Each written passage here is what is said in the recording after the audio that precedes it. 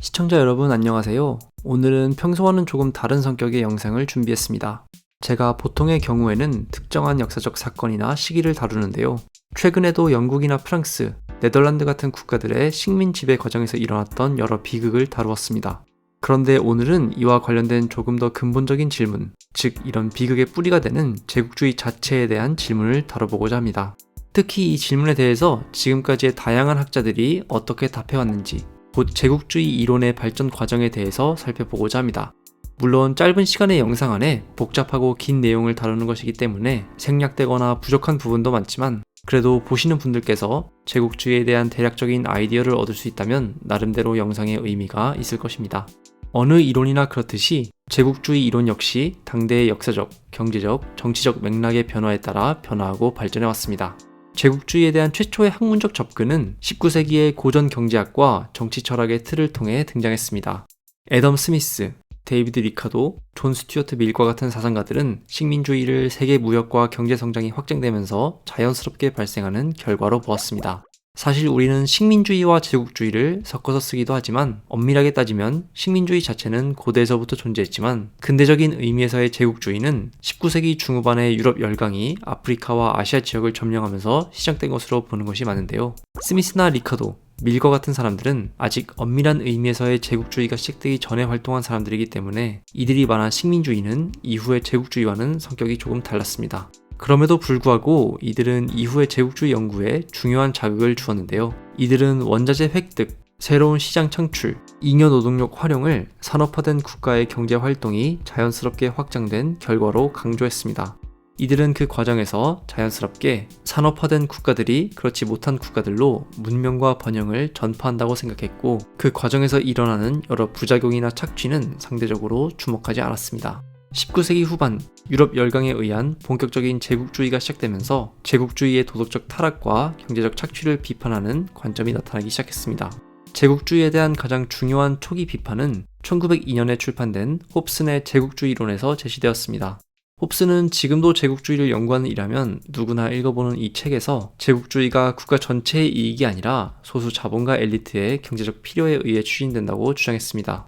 그는 산업화된 나라에서 한편으로는 생산의 과잉이, 그리고 다른 한편에서는 소비의 부족이 발생한다고 봤습니다. 이로 인해 자본가들은 해외에서 새로운 시장과 투자 기회를 찾게 된다는 것이 그의 주장이었습니다. 홉스는 제국주의가 이 과정에서 부와 권력의 집중을 야기하며 민주주의 제도와 사회적 안정을 위협한다고 경고했습니다.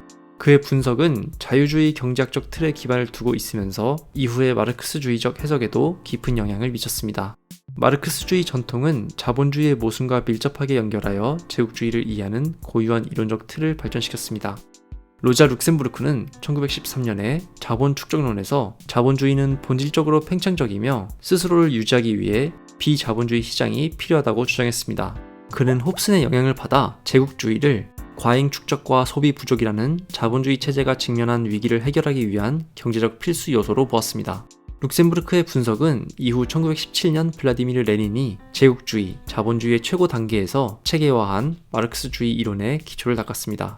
레닌은 제국주의를 고도화된 자본주의의 필연적 결과로 보며 생산의 집중, 독점의 지배, 산업 자본과 금융 자본, 그리고 식민지와 반식민지로의 자본 수출과 같은 주요 특징들을 식별했습니다. 레닌은 이로써 제국주의를 자본주의 국가 간 경쟁과 착취의 궁극적 단계로 규정했습니다. 20세기 중반에는 마르크스주의적 제국주의 이론을 새로운 세계적 맥락에 변형하고 확장하려는 획기적 시도들이 발생했습니다. 안드레 군더 프랑크와 사미르 아민과 같은 사상가들은 제국주의가 개발된 중심부 국가들과 개발되지 않은 주변부 지역들 사이의 구조적 불평등을 심화시킨다고 주장하면서 이른바 종속 이론을 새로운 제국주의 이론으로 제시했습니다. 식민 지배가 공식적으로 끝난 이후에도 경제적 종속과 착취를 통해 제국주의가 지속된다는 것이 이들의 핵심 주장이었습니다. 월러스틴의 세계체제 이론은 이러한 역학을 더욱 정교하게 다루며 제국주의를 자본주의 세계체제의 구조적 특징으로 설명했습니다. 월러스틴은 세계를 중심부, 주변부, 반주변부로 나누고 부가 불평등 교환과 착취의 메커니즘을 통해 주변부에서 중심부로 흐른다고 주장했습니다. 지금까지의 사상가들이 주로 제국주의의 경제적 측면에 주목했다면 이탈리아의 사상가 안토니오 그람시는 제국주의를 분석하는 데 있어 문화적 그리고 이념적 지배라는 새로운 차원을 추가했습니다. 그는 우리가 요즘에도 자주 사용하는 말인 헤게모니라는 개념을 주장했는데요. 그는 헤게모니 개념을 통해 제국주의 강대국들이 경제적, 군사적 수단뿐만 아니라 피지배 민족들의 가치, 신념, 규범을 지배함으로써 지배를 유지한다고 강조했습니다.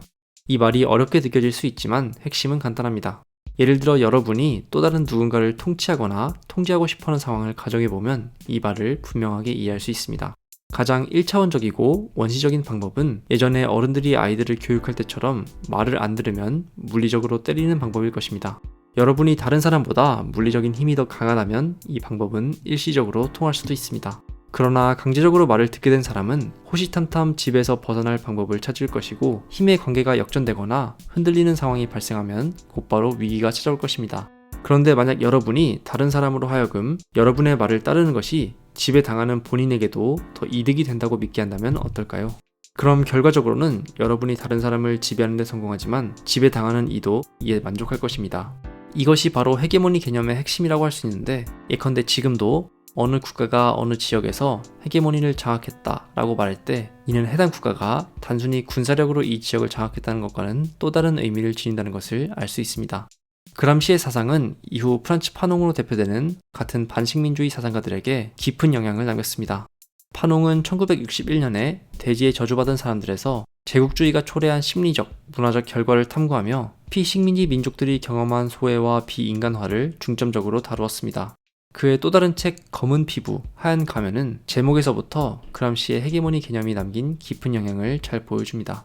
그람시로 대표되는 반식민주의 사상가들은 이에 입각해서 정체성과 주체성, 자율성을 회복하기 위한 지적 차원에서의 반식민 저항을 주장했습니다. 한편 2차 세계대전이 끝나고 1960년대 들어 공식적인 제국들이 쇠퇴하면서 제국주의 연구는 또 다른 전환점을 맞이했습니다. 어떤 이들은 형식적인 제국주의가 끝났지만 이른바 신제국주의 혹은 신식민주의라는 새로운 형태의 지배 방식이 등장했다고 봤습니다. 이들은 이전의 제국들이 식민지가 독립한 이후에도 경제적 종속, 정치적 영향력, 그리고 문화적 지배를 통해 새로 독립한 국가들을 계속해서 통제하고 있다고 비판했습니다. 이러한 비판들은 세계화 맥락에서의 세계 자본주의에 대한 비판적 분석으로 보완되면서 21세기까지도 이어졌습니다. 데이비드 하비는 2003년 새로운 제국주의에서 새로운 현대 제국주의의 가장 중요한 특징으로 수탈에 의한 축적을 제시했습니다. 하비는 민영화, 금융화, 자원 착취와 같은 관행이 여전히 남반구를 착취하여 북반구에 이익을 제공한다고 지적했습니다. 그런데 21세기 들어 제국주의 이론은 또 다른 양상으로 발전했는데요. 21세기의 제국주의 이론은 세계화와 초국적 권력, 즉 국가를 넘어서는 복잡성에 주목하기 시작했습니다. 하트와 네그리는 제국이라는 책을 통해 국가와 영토적 정복으로 정의된 고전적 제국주의가 제국이라고 부르는 분산적이고 확산된 권력 체제로 이미 대체되었다고 주장했습니다. 이들은 이 새로운 세계 질서가 더 이상 이전과 같은 직접적인 식민 통치가 아니라 보다 추상적인 초국가적 기구나 다국적 기업을 통해 작동한다고 주장했습니다. 물론 일부 비판론자들은 이 이론이 전통적인 형태의 제국주의 지속성을 과소평가한다고 보았으나 이 이론은 세계화된 세계에서 점점 진화하는 권력의 본질을 강조했다는데 그 의의가 있습니다. 지금까지 아주 짧고 거칠게나마 제국주의 이론의 발전 과정을 살펴봤는데요. 제국주의 이론의 발전은 이론 내의 혁신과 그 이론이 발생한 역사적 상황 모두를 반영하고 있습니다.